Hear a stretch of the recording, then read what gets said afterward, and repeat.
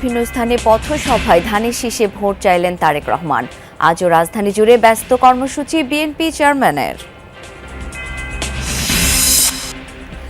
মোহাম্মদপুরে আজ 11 দলের জনসভা। শরিক নেতাদের পাশাপাশি যোগ দেবেন জামায়াত আমির, ভোট চাইবেন জোট প্রার্থীদের পক্ষে।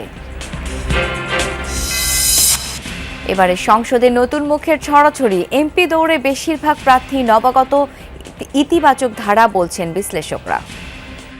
নতুনরা যখন পার্লামেন্টে আসবে, সংসদে আসবে, তারা তাদের যে নতুন ধ্যান ধারণা সেটাকে তারা সাকসেসফুলি করতে সমর্থ হবে। নতুন মুখরা যদি তাদের এক্সপার্টাইজ, তাদের আন্ডারস্ট্যান্ডিং হচ্ছে গিয়ে ডেভেলপ না করেন, তাহলে সংসদটা আসলে সংসদের জায়গায় থাকবে। 15 ফেব্রুয়ারি পর্যন্ত চট্টগ্রাম বন্দরে ধর্মঘট স্থগিত। সরকারের 2 প্রতিনিধির ঘোষণার পর বন্দর রক্ষা সংগ্রাম পরিষদের সিদ্ধান্ত, 5 বিষয়ে দ্রুত সমাধান দাবি। ইসির বিধিনিষেধে নির্বাচনী পোস্টারের ব্যবসায় মন্দা, হতাশ ব্যবসায়ীরা। বেড়েছে এলইডির বেচাকেনা আর ভাড়া। একটা পোস্টার উঠলেই হয়তো দেখা যাইল যে 1 দিন 2 দিন লাগতো, এবার তার কোনোই নাই, কাজের পরিধি খুবই কম। কাগজের ব্যবসার অবস্থা খুবই খারাপ। এলইডি দেখা যাচ্ছে এখন স্কোয়ার ফিট হিসেবে বিক্রি করতে গেলে আমরা 1200 টাকা 1250 টাকা স্কোয়ার ফিট, না হলে আমাদেরও লাভ থাকে না। রংপুর বিভাগে 33 আসনের 25টি নারী প্রার্থী শূন্য। 8 জনের বেশিরভাগই লড়ছেন স্বতন্ত্র আর বিদ্রোহী হয়ে। সরাসরি অংশগ্রহণ বাড়ানোর তাগিদ বিশ্লেষকের।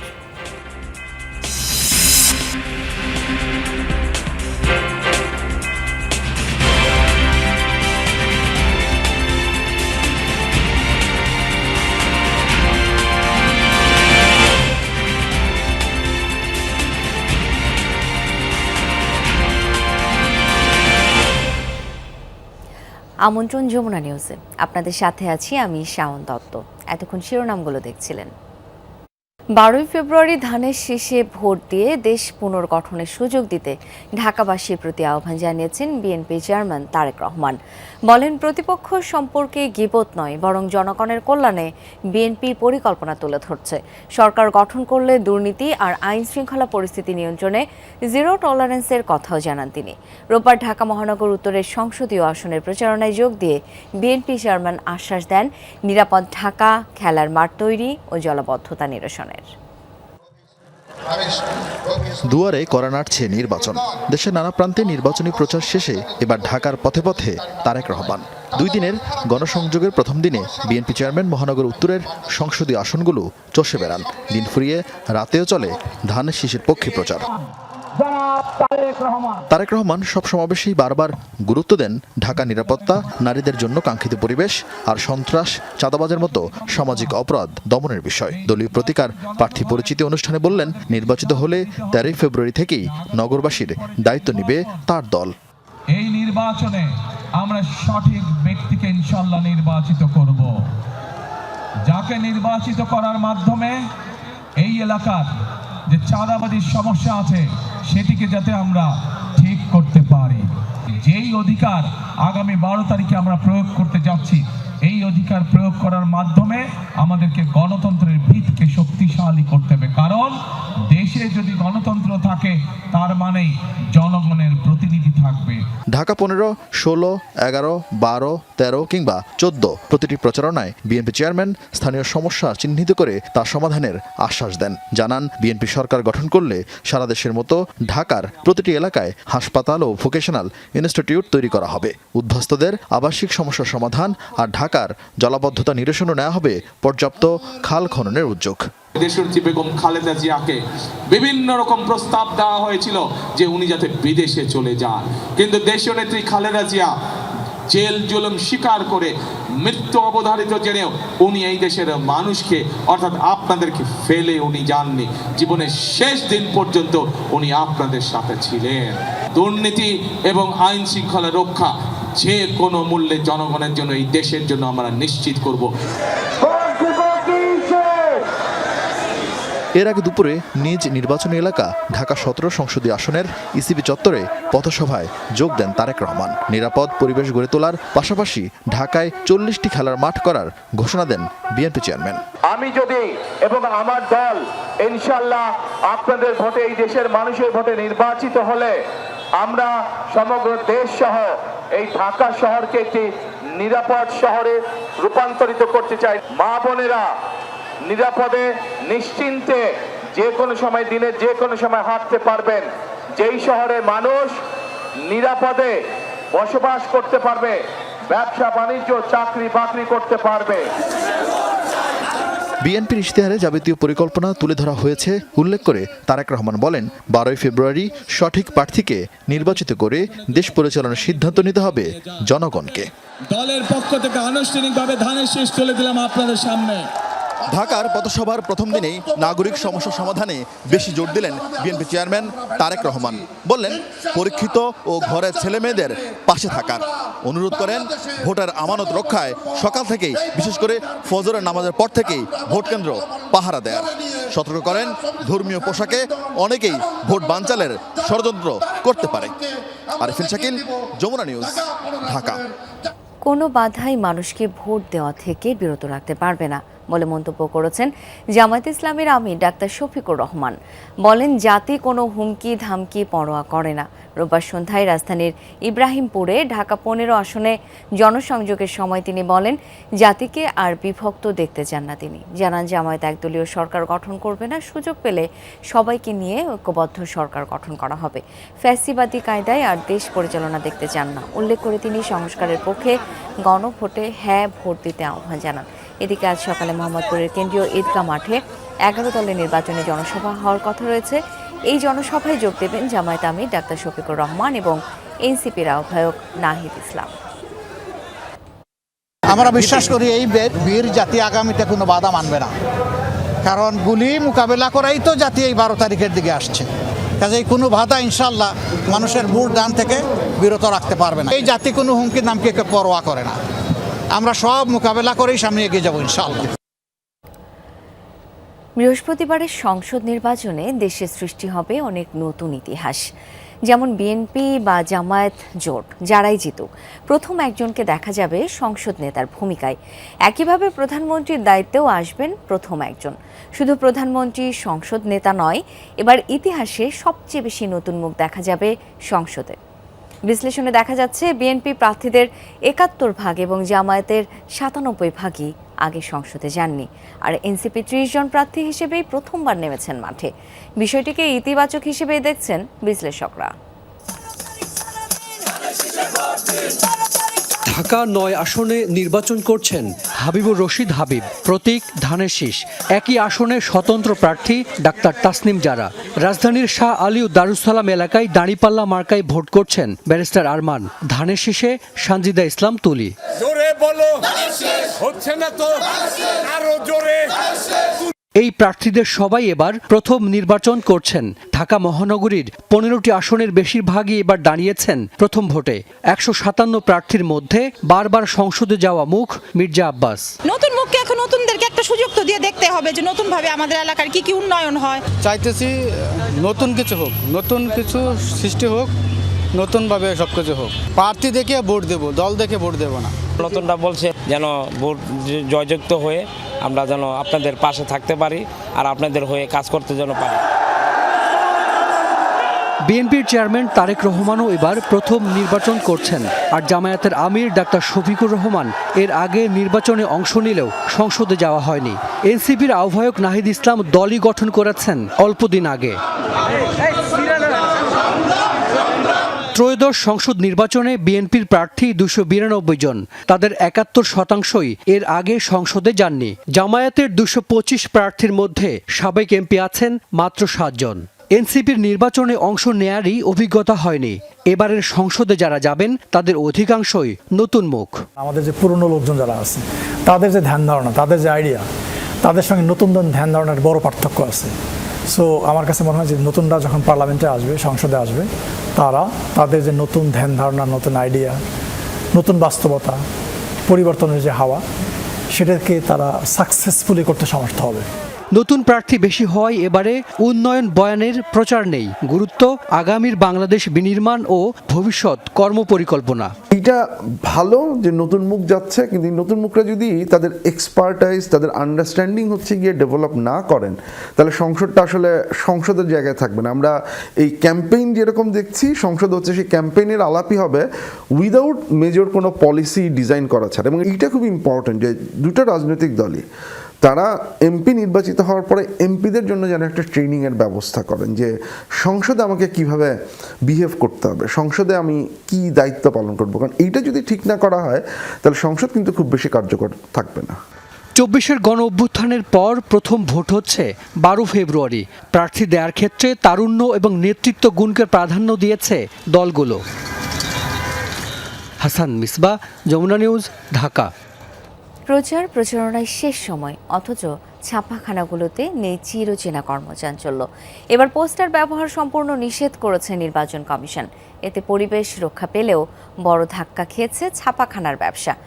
তবে খাত সংশ্লিষ্টরা বলছেন, প্রচারণা যত পরিবেশ বান্ধব হবে তত বদলাবে প্রচারের ভাষা। তাই বিকল্প বিনিয়োগ বা বাজার না খুঁজলে ঢুকতে হতে পারে। নির্বাচনী প্রচার মানেই সড়ক অলিগলি পোস্টারের দখলে, যেখানে সেখানে সাঁটানো পোস্টারে বদলে যাওয়া সেই অলিগলির চেহারা এখন বিগত দৃশ্য। এবারের পরিস্থিতি সম্পূর্ণ ভিন্ন। এবারই প্রথম পরিবেশ আর দৃশ্য দূষণের কথা মাথায় রেখে সব রকম পোস্টার ব্যবহারে বিধিনিষেধ আছে নির্বাচন কমিশনের তরফে। ফলে বদলেছে প্রচারের ভাষা, ছাপাখানাগুলোতেও নেই নির্বাচনী মৌসুমের সেই চিরচেনা ব্যস্ততা। প্রকাশনা ও মুদ্রণ সমিতির হিসাবে 2018 সালের ভোটে 40 কোটির মতো পোস্টার ছাপিয়েছে প্রার্থীরা। আরামবাগ, ফকিরাপুল, নীলক্ষেতে 4000-এর মতো প্রিন্টিং প্রেস, যেগুলোতে অনেক মেশিনই এবারের ভোটে অলস সময় কাটাচ্ছে। লাখ লাখ পোস্টার ছাপা হয়তো, একটা পোস্টার উঠলেই হয়তো দেখা যাইলো যে একদিন 2 দিন লাগতো, সাথে স্টিকার হইতো, ব্যাজ হইতো, অনেক কাজ হয়। কিন্তু এবার তার কোনো নাই, কাজের পরিধি খুবই কম। 10 লক্ষ টাকার কাজগুলো আমি 2 লাখ টাকা প্রফিট করতে পারবো, কারণ 10 লক্ষ টাকা আমার কাজে আমি 2 লাখ টাকার কাজ করতে পারতেছি না। প্রচারের কথা মাথায় রেখে আগাম কাগজ কিনে রেখেছিলেন অনেক ব্যবসায়ীও। কাগজের ব্যবসার অবস্থা খুবই খারাপ। ছাপাখানায় ছাপা হবে, আমাদের কাছে পেপার নিবে, লেবারে কাজ করবে, বার্নিংয়ে এটা যাবে, তারপরে এরকম একটা চেইন সিস্টেম। এটা একজনের সাথে 10 জন জড়িত এই ব্যবসাটার সাথে। এখন সবাই আমরা ভুক্তভোগী হচ্ছি। পোস্টার হয়তো ছাপা নিষিদ্ধ হয়েছে, বাট লিফলেট যেটা হ্যান্ডবিল, এইটা কিন্তু তুলনামূলকভাবে অন্যান্য বারের তুলনায় অনেক বেশি ছাপা হচ্ছে, ওইখানে কিন্তু কিছুটা কাভার হয়ে গেছে। ভোটের প্রচারে আরেক হাতিয়ার ডিজিটাল স্ক্রিন। পোস্টারের চাহিদা কমে যাওয়ায় চাহিদা বেড়েছে এলইডি বেচাকেনা আর ভাড়ায়। কিছু কিছু প্রার্থী আমাদের কাছে আসতেছে ডিজিটাল বিলবোর্ডের জন্য, আমরা চেষ্টা করতেছি অল্প সাশ্রয়ীভাবে করে দেওয়ার জন্য। এটা এলইডি দেখা যাচ্ছে এখন স্কোয়ার ফিট হিসেবে বিক্রি করতে গেলে আমরা 1200 টাকা 1250 টাকা স্কোয়ার ফিট, না হলে আমাদেরও লাভ থাকে না, কারণ এটা আপনার মেকিং কস্টটাই বেশি পড়ে যায়। খাত সংশ্লিষ্টরা বলছেন, পরিবেশের কথা মাথায় রেখে কমিশনের সিদ্ধান্ত মেনে নিয়েছেন তারা। আগামীতে ছাপাখানার কাজে নতুনত্ব আনতে চান ব্যবসায়ীরা। হুমায়ুন রশিদ, যমুনা নিউজ, ঢাকা। ত্রয়োদশ জাতীয় সংসদ নির্বাচনে রংপুর বিভাগের 33টি আসনে নারী প্রার্থী মাত্র 8 জন। এর মধ্যে পঞ্চগড়, কুড়িগ্রাম, নীলফামারী ও লালমনিরহাট জেলায় কোনো নারী প্রার্থী নেই। প্রার্থীদের মধ্যে বিএনপি ও জামায়াতের কেউ না থাকলেও বিএনপির বিদ্রোহী জাতীয় পার্টি ও মুসলিম লীগের 1 জন করে এবং বাসদ মার্ক্সবাদীর আছে 2 জন, বাকি 3 জন স্বতন্ত্র। নির্বাচনে নারী সরাসরি অংশগ্রহণ বাড়াতে পরিবেশ তৈরি সহ বিভিন্ন পরামর্শ দিয়েছেন বিশ্লেষকরা। বিএনপি থেকে মনোনয়ন না পেয়ে স্বতন্ত্র হয়ে লড়ছেন রংপুর 3 আসনে দলটির কেন্দ্রীয় সদস্য সাবেক মন্ত্রী মশিউর রহমান জাদু মিয়ার কন্যা রিটা রহমান। 2018 সালে বিএনপির হয়ে এই আসনে লড়েছিলেন তিনি। রংপুর 4 আসনে প্রার্থী হয়েছেন বাসদ মার্ক্সবাদীর কাজী প্রতীকে প্রগতি বর্মন তমা। রংপুর 6 আসনে লড়ছেন স্বতন্ত্র প্রার্থী হিসেবে তাকিয়া জাহান চৌধুরী। চ্যালেঞ্জ বলতে এটা ঠিক চ্যালেঞ্জ না, আমি বলবো আমি অ্যাপ্রিসিয়েশন পাইছি, মানে প্রশংসা পাইছি। মেয়ে হয়ে যে দাঁড়াইছি, এটা একটা স্বীকৃতি তারা দিয়েছে। বেগম রোকেয়ার দেশ তো, উত্তরবঙ্গ তো বেগম রোকেয়ার জায়গা, তো এখান থেকে আমিও নারীদের অনুপ্রাণিত করতে চাই। গাইবান্ধা 5 আসনে লড়ছেন বাসদ মার্ক্সবাদীর আর এক প্রার্থী কাচি প্রতীকের রাহেলা বেগম। তিনিও ভোটের মাঠে নতুন মুখ। গাইবান্ধা 1 আসনে সাবেক উপজেলা ভাইস চেয়ারম্যান সালমা আক্তার কলস প্রতীক নিয়ে মাঠে নেমেছেন। ঠাকুরগাঁও 2 আসনে জাতীয় পার্টির সাবেক সংরক্ষিত কোটার এমপি নুরুন নাহার এবার এমপি প্রার্থী। ঠাকুরগাঁও 3 আসনে ফুটবল প্রতীক নিয়ে ভোটযুদ্ধে অবতীর্ণ হয়েছে শিক্ষার্থী আশামণি। দিনাজপুর 4 আসনে আর এক নতুন মুখ হারিকেন প্রতীকে মুসলিম লীগের লাইলাতুল রিমা দল মনোনীত প্রার্থী। নিজেদের কর্মপরিকল্পনা নিয়ে তারা মাঠে চালাচ্ছেন প্রচার প্রচারণা। এই ফুলছড়ি শাখাপাড়াশি তাদের যে অবস্থা আপনারা দেখবেন যে এখানে অনেকে এমপি মন্ত্রী এসেছেন, কিন্তু এখানকার মানুষের ভাগ্যের কি কোনো পরিবর্তন হয়েছে? এমপি মন্ত্রী হলে আমাকে নারীর পাশে থাকতে হবে তা কিন্তু না। এর বাইরেও আমি নারীদেরকে নিয়ে কাজ করি, বিভিন্ন সংগঠনে, বিভিন্ন এনজিওতে নারীরা সদস্য হিসেবে আছে। এই মাসের 12 তারিখে নির্বাচন সংসদীয়, এই নির্বাচনকে কেন্দ্র করে আপনাদের কাছে আমি এসেছি। নারীদের সরাসরি অংশগ্রহণ বাড়াতে পরিবেশ তৈরি সহ বিভিন্ন পরামর্শ এই বিশ্লেষকের। আমরা যদি দেখি যে 3.4% থেকে 4.2% মতো নারী সরাসরি নির্বাচনে অংশগ্রহণ করছে। এই সংখ্যাটা খুবই কম। তো সেই ক্ষেত্রে আমরা যদি অর্ধেকেরও বেশি বা অর্ধেকের মতো জনগোষ্ঠীর কথাটুকু নিশ্চিত করতে চাই, তাহলে পার্লামেন্টে তাদের অংশগ্রহণটাও নিশ্চিত করতে হবে। এই বিভাগের 33 আসনে 10ম জাতীয় সংসদ নির্বাচনে অংশ নিয়েছিলেন 2 জন নারী। একাদশে সেটা বেড়ে হয় 3 জন। দ্বাদশে 15 জন অংশ নিলেও ত্রয়োদশে তা কমে দাঁড়ালো 8 জনে। সরকার মাঝারুল মান্নান, যমুনা নিউজ, রংপুর।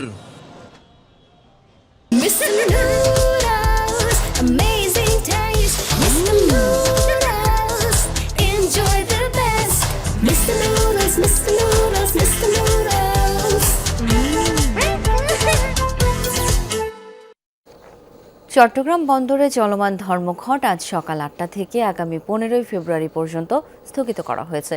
তবে এই সময়ের মধ্যে 5টি সমস্যার সমাধান না হলে আগামী 16 ফেব্রুয়ারি থেকে নতুন কর্মসূচির হুঁশিয়ারি দেওয়া হয়।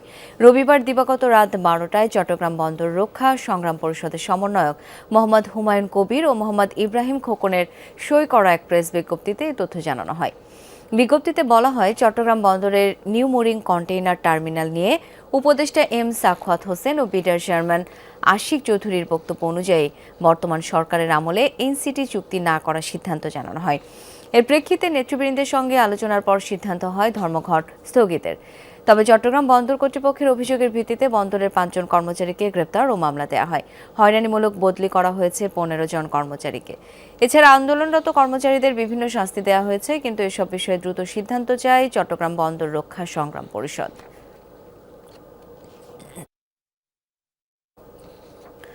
দর্শক, চট্টগ্রাম বন্দরের ধর্মঘট স্থগিতের বিষয়ে আরও খবর জেনে নেব। সেখান থেকে এখন যুক্ত হচ্ছেন আল আমিন শিকদার। আল আমিন, শ্রমিকরা কাজে ফিরেছে কিনা, পণ্য খালাস কার্যক্রম শুরু হয়েছে কিনা জানাবেন বিস্তারিত।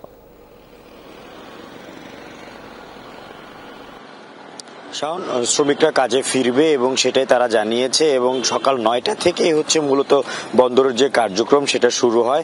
এখন সকাল 8টা, এখন পর্যন্ত শ্রমিকরা আসেনি, তবে আজকে পুরোদমে কার্যক্রম শুরু হবে। এরই মধ্যে চট্টগ্রাম বন্দরে যে পণ্য খালাসের যে কার্যক্রমটা থাকে, কাস্টমস থেকে যে ক্লিয়ারেন্সের বিষয়গুলো থাকে, সিএনএফ এজেন্টরা যে কার্যক্রমগুলো করে থাকেন সেটা নিয়ে কিন্তু এরই মধ্যে কাস্টমসের সামনে জড়ো হতে শুরু করেছে। ভেতরে জেডি কাস্টমস থাকে, সেখানেও কিন্তু যে বন্দরের যে কর্মকর্তারা রয়েছেন, কাস্টমসের যে কর্মকর্তারা রয়েছেন, তারা এরই মধ্যে পৌঁছানো শুরু করেছেন, শ্রমিকরা আসতে শুরু করেছেন।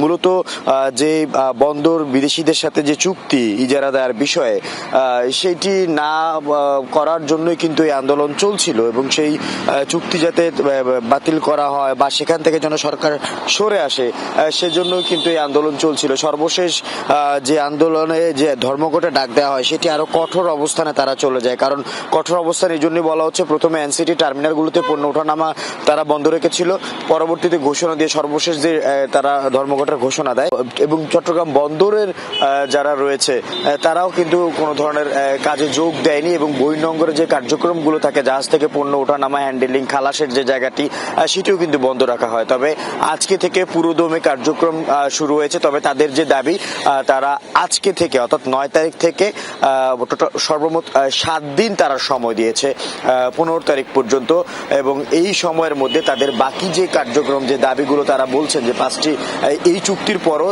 যে 5টি বিষয় তারা উল্লেখ করেছেন সেগুলো যদি সমাধান না হয় আগামী 16 তারিখ অর্থাৎ আজকে 9 তারিখ 16 তারিখ থেকে তারা আবারও নতুন কর্মসূচিতে যাবেন। সেই পর্যন্ত তারা ধর্মঘট স্থগিত করেছে এবং পুরোদমে কার্যক্রম চলবে। শাওন।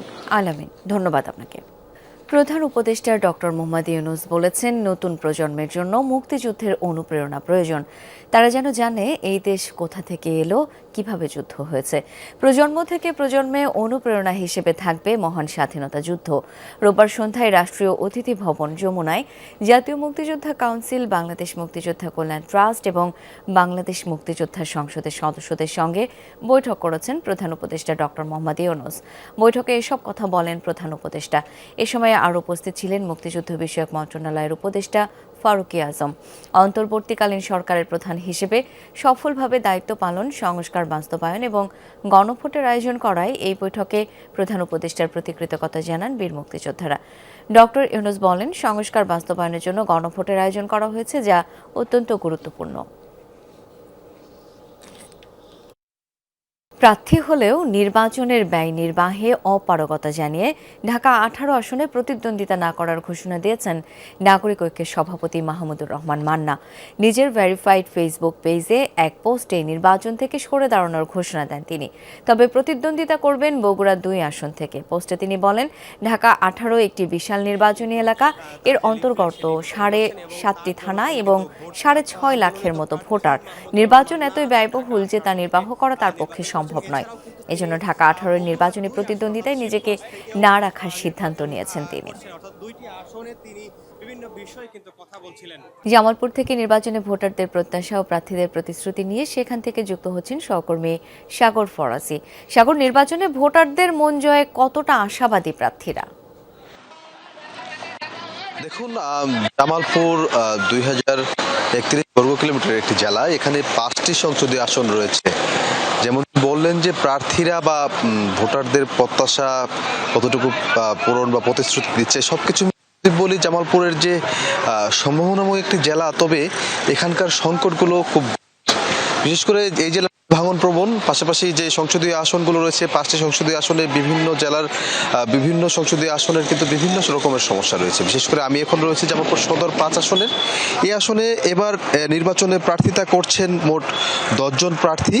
তো তার মধ্যে যারা বেশি সবর এই অঞ্চলে, তারা কিন্তু ভোটারদের কাছে দাঁড়ে দাঁড়ে গিয়ে কিন্তু তাদের ভোট প্রার্থনা করছেন। আজকে যেহেতু শেষ সময় নির্বাচনী প্রচার প্রচারণা, সেই শেষ সময়টুকু তারা কাজে লাগানোর চেষ্টা করছেন। পাশাপাশি যে প্রতিশ্রুতিগুলো বিশেষ করে দিচ্ছেন, এখানে যে শহরের উন্নয়ন, নগরায়ন, পাশাপাশি ধরেন একটি বিষয় আমরা লক্ষ্য করেছি যে এখানকার যেহেতু নকশি কাঁথা অর্থাৎ হস্তশিল্প সবচেয়ে বেশি বিখ্যাত, নারীদের কাজে লাগানো যায় আরও কিভাবে, এই বিষয়গুলো কিন্তু তারা বিশেষ করে ভোটারদের বলছেন। এর পাশাপাশি রয়েছে এখানকার যে মেডিকেল কলেজ রয়েছে, অথবা যে বর্ষাকালে যে পানির জলাবদ্ধতা সৃষ্টি হয়, এইগুলো কিন্তু আসলে যে এখানকার যারা ভোটার রয়েছেন তারা কিন্তু বেশি কিন্তু প্রার্থীদের বলছেন। প্রার্থীরাও সেই অনুপাতেই প্রতিশ্রুতি দিচ্ছেন। সব মিলে যদি বলতে চাই, এরকমই যে বিষয়গুলো রয়েছে 4টি আসনে, বাকি যে 4টি আসনে, সেই 4টি আসনে কিন্তু প্রার্থীরা তাদের ভোটারদের কাছে কাছে গিয়ে কিন্তু এরকম প্রতিশ্রুতি দিচ্ছেন। ভোটারও কিন্তু আমি এবার দেখেছি একটু পাল্টা চিত্র, যে প্রার্থীদের সরাসরি বলছে বাস্তবায়নের জন্য। সাগর, ধন্যবাদ আপনাকে। ময়মনসিংহের একাধিক আসনে নির্বাচনী মাঠ এখন উত্তপ্ত। কারণ জেলার 11টি আসনের বেশিরভাগই প্রধান লড়াই হচ্ছে দলীয় প্রার্থী বনাম বিদ্রোহীর মধ্যে। ময়মনসিংহ 6 ফুলবাড়িয়ায় জামায়াতের প্রার্থীর পক্ষে কাজ করা প্রার্থী মাঠে নেমেছেন বিদ্রোহী হয়ে। অন্যদিকে 8টি আসনে দলীয় প্রার্থীর বিপরীতে দাঁড়িয়েছেন বিএনপির বিদ্রোহীরা। কোথাও এই বিদ্রোহ রূপ নিয়েছে সহিংসতায়। প্রার্থীরাও বলছেন ভোটের দিন পরিস্থিতি নিয়ে তারা শঙ্কিত। এদিকে সহিংসতা ঠেকাতে সব আসনে নেওয়া হচ্ছে কঠোর নিরাপত্তা ব্যবস্থা। আগামী দিনগুলোতে জনমানুষের নেতা হিসাবে মিলনকে জাতীয় সংসদে দেখতে পাই, সেই লক্ষ্যে সর্বাত্মক প্রচেষ্টা চালিয়ে আমাদেরকে কাজকর্ম চালাতে হবে।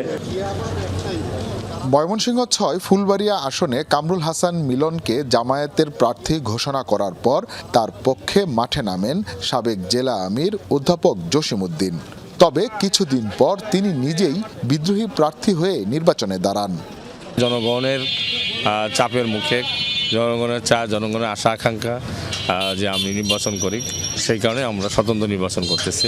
উনি জামাতের বিদ্রোহী না, আসলে উনি একসময় জামাত করতেন, এখন তো আর জামাত না। জামাতের বাইরে গিয়ে যে কেউ তো প্রার্থী হইতে পারে, তো আমি প্রার্থী হিসেবে দেখি তাদেরকে। এদিকে প্রচারণার শুরুতেই ময়মনসিংহ ১ আসনে প্রতিপক্ষের হামলায় বিএনপির বিদ্রোহী প্রার্থী সালমান উমর রুবেলের এক কর্মী নিহত হন। এ নিয়ে উত্তাপ ছড়িয়ে পড়ে আসনটিতে। বিভিন্ন ঘটনায় বিএনপির প্রার্থী এমরান সালে প্রিন্সের সঙ্গে চলছে অভিযোগ পাল্টা অভিযোগ। তাদের আরেকজন কর্মী আঘাতে দায়ের আঘাতে পুলিশ কিন্তু আহত হয়েছে। ইতিমধ্যে সাধারণ মানুষের মধ্যে একটা শঙ্কা তৈরি হয়েছে যে ভোট কেন্দ্রে যাওয়াতে কোনো ধরনের সহিংসতা হতে পারে কিনা। প্রার্থী হয়েছেন ভালো কথা, কিন্তু যে একটা মিথ্যা প্রচারণা, একটা প্রোপাগান্ডা, এটাই মনে হয় তাদের নির্বাচনের মুখ্য এজেন্ডা। আমরা এগুলোকে সব ছাপিয়ে একটা উৎসব মুখর পরিবেশে একটা নিরপেক্ষ এবং গ্রহণযোগ্য নির্বাচনের জন্য আমরা কাজ করছি। ময়মনসিংহ ১০ গফরগাঁও আসনে বিএনপি ও বিদ্রোহী প্রার্থীদের সমর্থকদের মধ্যে বিভিন্ন সময় হামলা পাল্টা হামলার ঘটনা ঘটেছে। এক পর্যায়ে রেল লাইন তুলে ফেলে বিক্ষুব্ধরা। অন্যদিকে ময়মনসিংহ ১১ ভালুকা আসনে বিএনপির প্রার্থীর প্রতিদ্বন্দ্বীও বিএনপির বিদ্রোহী প্রার্থী। সেখানে দফায় দফায় সংঘর্ষ ও অগ্নিসংযোগের ঘটনা ঘটেছে। বাধাগ্রস্ত যে করছে আমাদের প্রতিবাদ, আমরা রাস্তায় নামবো। আমরা ঢাকা ময়মনসিংহ হাইওয়ে আমরা পুরোটা দখল করবো, আমরা কোনো কিছু ছাড়বো না। তো আমরা থেমে যাওয়ার, দমে যাওয়ার কোনো মানুষ না। ভোটের দিন পরিস্থিতি সামাল দিতে প্রস্তুতি নিচ্ছে প্রশাসন। গুরুত্বপূর্ণ আসন হিসেবে হালুয়াঘাট, ধোবাউড়া, গফরগাঁও, ভালুকা ও গৌরীপুর সহ সব আসনে কঠোর অবস্থানে থাকার কথা জানিয়েছে সংশ্লিষ্ট কর্তৃপক্ষ। দুষ্কৃতিকারী যারা আছেন এই নির্বাচনকে ভণ্ডুল করার যদি কোনো রকম আমরা আপনাদের অ্যাকশন দেখতে পারি, সাথে সাথে সেটার কাউন্টার অ্যাকশন হিসেবে আমাদেরকে সাথেই আমাদেরকে দেখতে পাবেন। Bangladesh police, Bangladesh army, RAB, BGB, answer battalion সবাইকে নিয়ে এমনভাবে ডিপ্লয়েড করা হয়েছে যাতে করে কোনো কেন্দ্রে অনাকাঙ্ক্ষিত পরিস্থিতি তৈরি হলে যে সবচেয়ে কম সময়ের মধ্যে আমরা ওই কেন্দ্রে দ্রুত রেসপন্স করতে পারি। ২৩৯ বছর আগে বিদ্রোহ দমনের কেন্দ্রবিন্দু হিসেবে এই অঞ্চলের এই ময়মনসিংহ জেলা গঠন করা হয়। ঐতিহ্যগতভাবেই এই এলাকার মানুষ বিদ্রোহী। এই বিদ্রোহী স্বভাব যাতে আসছে নির্বাচনে কোনো সহিংসতার রূপ না নেয়, সেজন্য কঠোর অবস্থানে আইনশৃঙ্খলা রক্ষাকারী বাহিনী বলছেন ছাড় দেয়া হবে না কোনো দুষ্কৃতিকারীকে। হুসাইন শাহিদ, যমুনা নিউজ, ময়মনসিংহ। লালমনিরহাট ১ আসনের ঘোড়া প্রতীকের স্বতন্ত্র প্রার্থী শিহাব আহমেদের গাড়িতে হামলার অভিযোগ উঠেছে। রবিবার রাতে লালমনিরহাট বুড়িমারি মহাসড়কের জোড়াপুকুর এলাকায় এ ঘটনা ঘটে। শিহাব আহমেদ অভিযোগ করেন, পাটগ্রামে নির্বাচনী প্রচারণা শেষে কর্মীসহ দুটি গাড়িতে বাড়ি ফেরার সময় তার পেছনে থাকা কর্মীদের বহনকারী গাড়িতে হামলা চালায় দুর্বৃত্তরা। এতে গাড়িটির পেছনের কাঁচ ভেঙে গেছে। বিষয়টি জানতে পেরে নিজের গাড়ি থেকে নেমে ঘটনাস্থলের দিকে দৌড়ে আসে তিনি অসুস্থ হয়ে পড়েন। পরে তাকে ও তার এক কর্মীকে হাতিবান্ধা উপজেলা স্বাস্থ্য কমপ্লেক্সে ভর্তি করা হয়। এই ঘটনায় লালমনিরহাট বুড়িমারি মহাসড়ক অবরোধ করা হলে কিছু সময় যান চলাচল বন্ধ থাকে। পরে বিজিবি ও পুলিশ ঘটনাস্থলে গেলে পরিস্থিতি স্বাভাবিক হয়। নরসিংদীর রায়পুরায় ফরিকুল ইসলাম নামে এক ব্যবসায়ীকে গুলি করে হত্যা করেছে দুর্বৃত্তরা। রবিবার রাতে উপজেলা চরমধুয়া এলাকায় এই ঘটনা ঘটে। তিনি পেশায় একজন গরু ব্যবসায়ী। নিহতের স্বজন স্থানীয়রা জানায়, চরমধুয়া বাজার থেকে বাড়ি ফিরছিলেন রফিকুল ইসলাম। এই সময় আগে থেকে উৎপেতে থাকা দুর্বৃত্তরা তাকে গুলিবিদ্ধ করে পালিয়ে যায়। পরে রফিকুলের চিৎকারে লোকজন এসে তাকে উদ্ধার করে হাসপাতালে নেয়ার পথে মারা যায়। সম্প্রতি স্থানীয় একটি সালিশকে কেন্দ্র করে দেখা দেয় দ্বন্দ্বের জেরে এই হত্যাকাণ্ড বলে দাবি পরিবারের। তবে পুলিশ বলছে দুই পরিবারের পূর্ববিরোধের কারণেই এমন ঘটনা।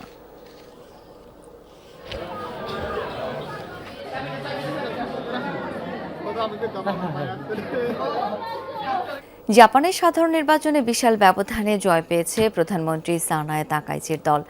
465 আসনের মধ্যে 316টি অর্জন করেছে লিবারেল ডেমোক্রেটিক পার্টি এলডিপি। সরকার গঠনের জন্য 233টি আসন প্রয়োজন হলেও পার্লামেন্টের নিম্নকক্ষে 2/3 আসনেই সংখ্যাগরিষ্ঠতা অর্জন করেছে এলডিপি।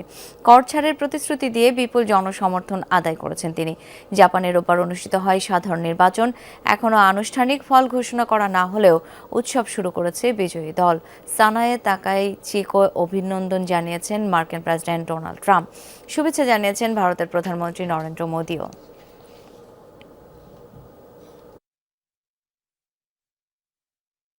পর্তুগালের প্রেসিডেন্ট নির্বাচনে ভূমিধ্বস জয় পেলেন সমাজতান্ত্রিক নেতা অ্যান্তোনিও হোসে সেকোরো।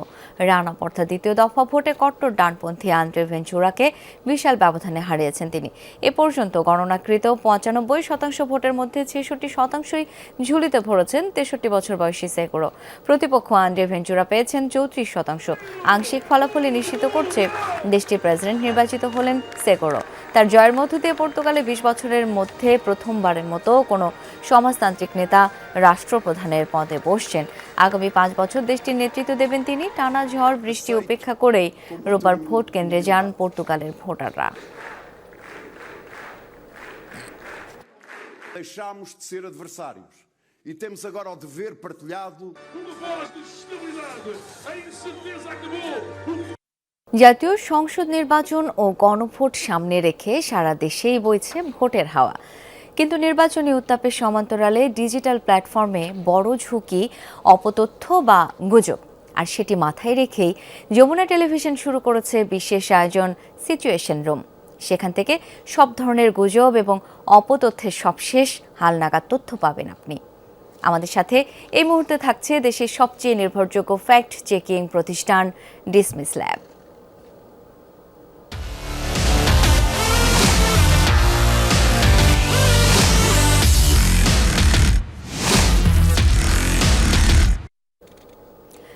দর্শক, এই মুহূর্তে আমাদের সাথে যুক্ত হচ্ছেন ডিসমিস ল্যাবের রিসার্চ অফিসার তৌহিদুল ইসলাম রাসো। রাসো, নির্বাচনে রাজনৈতিক দলগুলোকে নিয়ে কোনো ধরনের ভুল তথ্য এখন কি দেখা যাচ্ছে? হ্যাঁ শাওন, আপনি গত কয়েকদিন ধরে জানবেন যে আমরা dismiss lab Jamuna situation room থেকে নির্বাচন কেন্দ্রিক বিভিন্ন ধরনের অপতথ্যের ধরন কেমন থাকে বা কি ধরনের অপতথ্য আমরা ছড়াতে দেখি সেটার একটা বিশ্লেষণ কিন্তু করে যাচ্ছিলাম। সো বর্তমানে যদি আমি একটা ঘটনার কথা বলি যে অপতথ্য ছড়ানোর যে বিষয়টা, সেটা তো নির্বাচন স্থগিত বা আপনার জনসমাবেশের ক্ষেত্রে এআই ছবির ব্যবহার, এই ধরনের জিনিসগুলো তো দেখছি। আরেকটা যে বিষয়টা এখন আমরা দেখতে পাচ্ছি সেটা হচ্ছে রাজনৈতিক বিভিন্ন দলগুলোকে ইতিবাচক বা নেতিবাচক ভাবে দেখানোর জন্য তাদের যে নেতাকর্মী রয়েছে তাদেরকে জড়িত করে আসলে বিভিন্ন অপরাধমূলক যেই সংবাদ বা আপনার ছবিগুলো আছে সেগুলোকে ভুলভাবে ব্যবহার করা হচ্ছে। এরকমের কিছু নজির যদি আমরা দেখি, ক্ষেত্র বিশেষে বলা হচ্ছে যে জামাতের শীর্ষ সন্ত্রাসী বা হচ্ছে জামাতের এক নেতা অস্ত্রসহ আটক হয়েছে, কিন্তু বাস্তবে আমরা যখন যাচাই যাই তখন দেখতে পাচ্ছি সেটা তিনি আসলে জামায়াতের কর্মী নন। বিএনপি বা তার অঙ্গ সংগঠন কোন একটা কর্মী যখন এই ধরনের একটা অপরাধমূলক কাণ্ডে জড়িত হয়েছেন, সেটা আসলে অপর দলকে আপনার নেতিবাচক ভাবে দেখানোর জন্য ব্যবহার করা হচ্ছে। কিন্তু এখানে যে আবার বিএনপিও ছাড় পেয়েছে বিষয়টা এমনও না। আমরা দেখতে পেয়েছি ভুয়া ফটো কার্ডের মাধ্যমে একটা ছবি ব্যবহার করে, যেখানে একটা কোড যুক্ত করে ফটো কার্ড বানিয়ে বলা হচ্ছে যে আপনার বিশ্ববিদ্যালয়ে আপনার ছাত্র দলের যে কর্মীরা রয়েছেন তারা হচ্ছে বিশ্ববিদ্যালয়ে অস্ত্রের একটা মহড়া দিচ্ছেন বা অস্ত্রের একটা ঝনঝনানি তৈরি করেছেন, এবং এখানে 5 জন ছাত্রদল কর্মী অস্ত্র সহ আসলে আটক করা হয়েছে। কিন্তু পরবর্তীতে আমরা যাচাই দেখতে পারি গণমাধ্যমের প্রতিবেদন থেকে যে আসলে এটা ছাত্রদল কর্মী আপনার হচ্ছে ঘটনা নয়, আটকের ঘটনা নয়, এটা আসলে নারায়ণগঞ্জে অন্য একটা ঘটনার, যেখানে হচ্ছে আপনার আইন শৃঙ্খলা বাহিনী অস্ত্র এবং মাদক সহ 2 জনকে গ্রেফতার করেছিল, সেটার একটা ছবি। সো এই ধরনের মিস ইনফরমেশন কিন্তু আমরা দেখছি রাজনৈতিক পরিসরে আর কি, নির্বাচনকে কেন্দ্র করে। রাসো, আরেকটু জানতে চাই আপনার কাছে, এবারের ভোটে কোন দলে গিয়ে থাকবে তা নিয়ে বিভিন্ন ভুয়া ও ভিত্তিহীন জরিপ দেখা যাচ্ছে। আরো কি ধরনের মিস ইনফরমেশন দেখা যেতে পারে? জরিপের যে ফলাফলের যে বিষয়টা আপনি বললেন, আসলে নির্বাচন কেন্দ্রিক সময় আসলে জনপ্রিয়তা দেখানোর জন্য বা মানুষের মধ্যে একটা আস্থা তৈরির জন্য বিভিন্ন ধরনের ভুয়া জরিপের একটা ফলাফল আমরা সামাজিক মাধ্যমে দেখতে পাই। অনেক ক্ষেত্রে এই জরিপের যে ফলাফলগুলো আসে সেগুলো কোনো একটা প্রতিষ্ঠানের বরাতে বলা হয় যে অমুক প্রতিষ্ঠান একটা গবেষণায় দেখা গেছে যে আগামী নির্বাচনে ফরসে বিএনপি 240-50 আসনে জিতে আসবে, বা অন্য একটা দলের ধরেন জামায়াতের আমি ডক্টর শফিকুর রহমান 99% ভোট পেয়ে ক্ষমতায় চলে আসবে। এই ধরনের জিনিসগুলো কিন্তু আমরা সামাজিক মাধ্যমে বিভিন্ন গবেষণা প্রতিষ্ঠানের যে গবেষণা সেটার বরাতেও আমরা দেখতে পাই, আবার অনেক সময় গণমাধ্যমের জরিপের ফলাফল হিসেবে দেখা যায়। তো এই ধরনের জরিপের ফলাফল যখন আমি দেখছি তখন আসলে সেটাকে বিশ্বাস না করে তার সোর্স সম্পর্কে প্রশ্ন করা, যে আসলে সেই গণমাধ্যম বা গবেষণা প্রতিষ্ঠান এরকমের গবেষণা প্রকাশ করেছে কিনা, বা তাদের ফলাফলের যে বিবরণটা দেয়া হচ্ছে সেটাও আসলে আসল কিনা, যাতে মানুষজন বিভ্রান্ত না হয় এবং আসলে এখানে নির্বাচনের যে ভোটিং প্রক্রিয়া সেটাতে যাতে বিভ্রান্তি তৈরি না হয়। অনেক ক্ষেত্রে গবেষণা প্রতিষ্ঠানকে দেখা গেলেও সেটা আসলে নির্বাচন কেন্দ্রিক আপনার যে গবেষণাগুলা সেটা আসলে তারা করে কিনা সেটাও আসলে খুঁজে দেখার কিন্তু একটা বিষয় থাকছে, যে তারা নির্বাচন কেন্দ্রিক গবেষণা করছে সেটা আসলে নির্বাচন কেন্দ্রিক গবেষণা কোনো প্রতিষ্ঠান কিনা, বা তাদের যেই গবেষণা পদ্ধতি রয়েছে সেটা আসলে কতটুকু যুক্তিযুক্ত বা বিশ্বাসযোগ্য সেটা নিয়ে আসলে প্রশ্ন করা, যাতে মানুষজন বিভ্রান্তি কম হয় এবং আসলে নির্বাচনে এর প্রভাবটাও আসলে সেরকম ভাবে না থাকে। রাশু, অনেক ধন্যবাদ আপনাকে। দর্শক, এই ছিল যমুনা নিউজ। ধন্যবাদ এতক্ষণ যারা সাথে ছিলেন।